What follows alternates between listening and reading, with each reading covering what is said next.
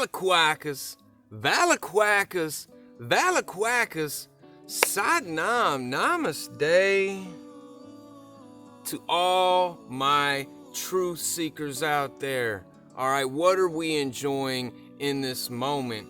And for today, I have a special treat that I want you to enjoy with me. I have a special on anger today. And this is special for me because, believe it or not, this guy is a very, very, very, very addicted person. And I am addicted to my anger. And only recently did I find out the sheer extent of my anger addiction. So I've been going through it in my head. I've been practicing some techniques, and it has really been helping me, motivating me, and just getting me out of that horrible hole we get stuck in when we get this anger bug about us. Okay, so let's dive right into it. Let's step right into it. Let's get it cracking, guys. The number one thing. Now, this ain't number 1 or number 7. They're all about equal. But the first thing that you can do whenever you start to get angry, and the first thing that I learned that I had to do whenever I get angry, is take a step back. No matter what I'm doing, no matter what I'm angry at, no matter what the situation is, take a step back. And if you simply cannot, like you're on a kitchen line or you're at work and you're just going, and someone's upsetting you, you can't step away, try to just take a moment, take a pause, slow the flip down. You know what I'm saying? Just take it easy. And the important thing is to not get too caught up in the emotion, okay? So you want to just kind of slow it down, take a step back, and feel the moment out, okay? Second thing that you can do, once you take that step back, it's important now that you don't make any more mistakes, that you don't trip up, that things kind of start working your way, right? Because that's why you're angry. You're a little bit angry because things are not going your way, right? So the second thing that you can do to combat this emotion, this valid emotion that we all have, is 100% involvement. Okay, a lot of the times we'll go into autopilot and we'll be lost daydreaming, or we'll be in the past reminiscing maybe of trauma, maybe of addiction to anger. And when we do this and we lose our involvement in the moment, we are taking ourselves out of the situation. We are no longer conscious now. We are letting our subconscious do all the work, and our subconscious kind of just does whatever we have programmed it to do at this point. So number 2 is definitely, after you get angry, take a step back, and number 2, get involved in whatever you're doing. Focus on the process, focus on the moment, okay? Focus on the now, and then the next moment you ain't gonna be angry, right? Number 3, the third thing that we can do is third person perspective, okay? Now that we've taken a step back and we're being involved, we can kind of observe what's going on. We can kind of see what kind of madness is going on here, because that's simply what anger is. Anger turns into this madness and this craziness, okay? So we'll get angry about a fire not starting, and then all of a sudden we're beating the dang logs with a stick or something.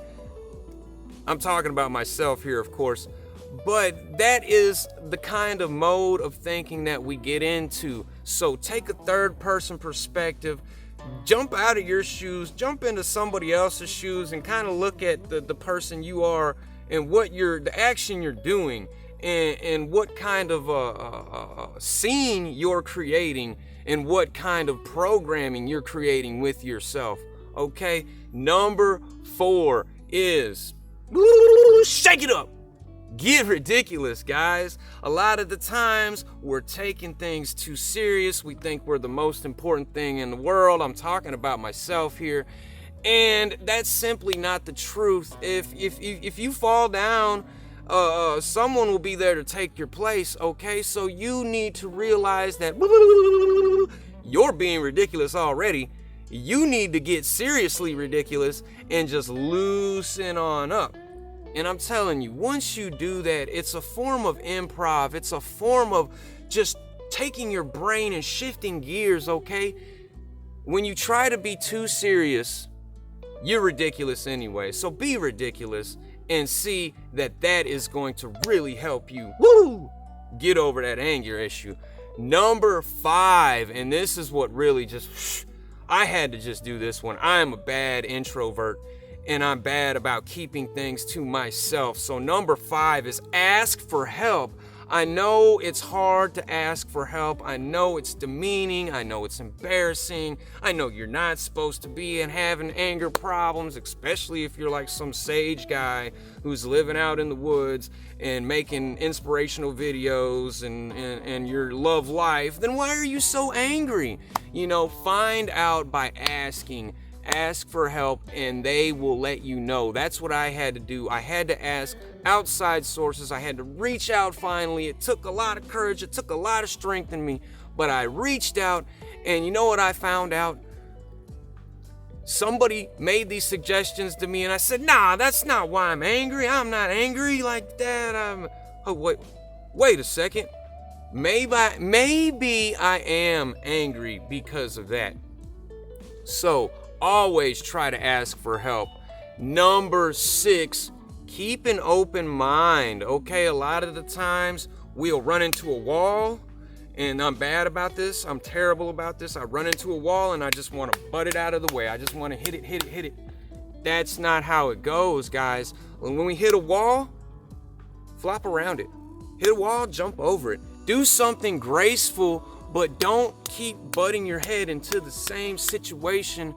Keep an open mind, and when somebody makes a suggestion, when you actually reach for help and reach for that outside source, take that advice, accept that advice. You reached out for a reason. Take it in, soak it in, let it mull over with unbiased opinion, and you'll find out that you really do have a bias.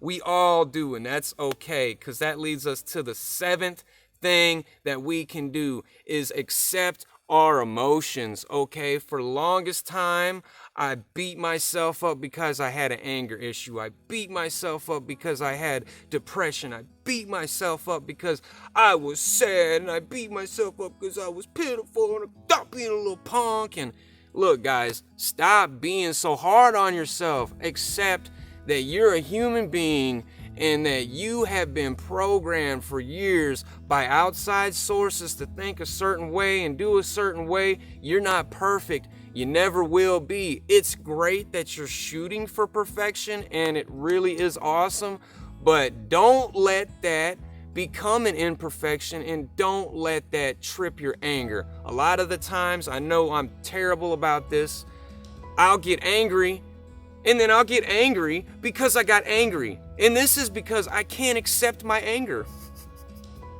So try not to be judgmental. Try to be more observant and just,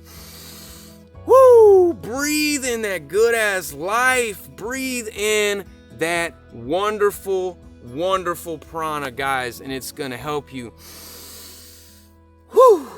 get through the day. I hope you're having a wonderful day. I hope you're having a wonderful 2020. Look, no matter what's going on, I know it's getting a little crazy this year.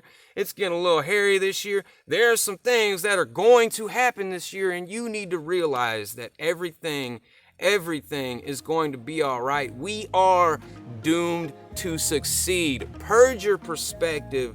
You are loved. You are respected. I love you. I respect you. That's for damn sure. And this universe is always, always, always working in our favor.